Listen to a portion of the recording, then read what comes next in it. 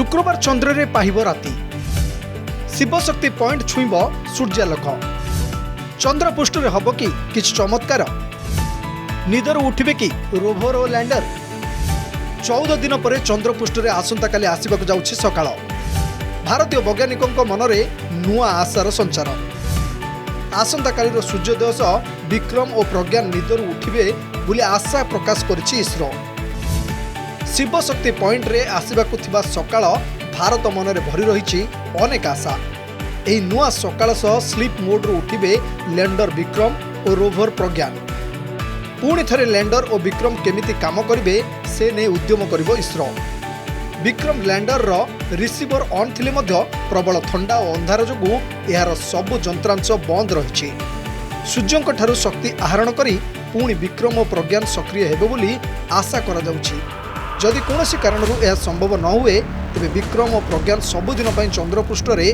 भारतर महाकाश दूत भावे पड़ी रहिबे बोली इसरो पक्षरु कुआ जायछि।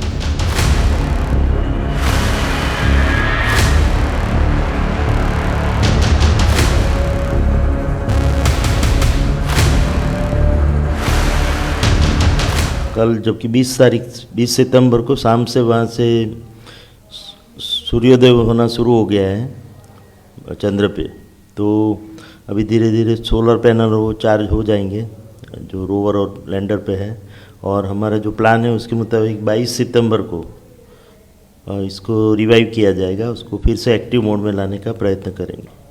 तो अभी तो हम we are keeping our fingers crossed जिसको बोलते हैं कि कितना वो सर्वाइव कर पाया होगा जो -120 टू -200 डिग्री सेंटीग्रेड तक जो तापमान जाता है वहाँ पे रात्रि के दरमियान, तो उसके कारण क्या कुछ डैमेज हुआ होगा वो तो रिवाइव करने पे ही पता लगेगा। बट हम होपफुल है कि कुछ ना कुछ 4 सेंसर हमारे लैंडर पे हैं और 2 रोवर पे हैं, तो उसमें से कुछ तो कार्यरत हो पाएंगे, तो उसके कारण हमारा जो एक्सपेरिमेंट है वो और आगे बढ़ पाएगा जिससे हमको और कुछ एक्सपेरिमेंटल डेटा मिलेगा। तो हम आशा रखते हैं कि हर बार की तरह इस बार भी हमारा नसीब काम करेगा और थोड़ा बहुत हमको और जानकारी मिल पाएगी, खास करके साउथ पोल पे जहाँ पे कि हमने हमारा लैंडर उतारा है। अगस्ट 23 संध्यारे चंद्रयान 3 सफलतार सह चंद्रर दक्षिण मेरुरे अवतरण करी इतिहास रचिथिला। अवतरणर किछि घंटा परे विक्रम रु अलगा होई प्रज्ञान चंद्रपृष्ठ रे विचरण करबा सह इसरो को विभिन्न प्रकारर तथ्य और फोटो पठाइथिला। उभय लैंडर और रोवर सूर्यंक किरणरू शक्ति संग्रह करी कार्य संपादन करुथिले। तेबे चंद्र रे राति हेबा फल रे सेप्टेम्बर 4 रे उभय विक्रम और प्रज्ञान को इसरो पक्षरु स्लीप मोड रे रखा जाइथिला। Oh my God. You know, for us, it is like a baby waking up.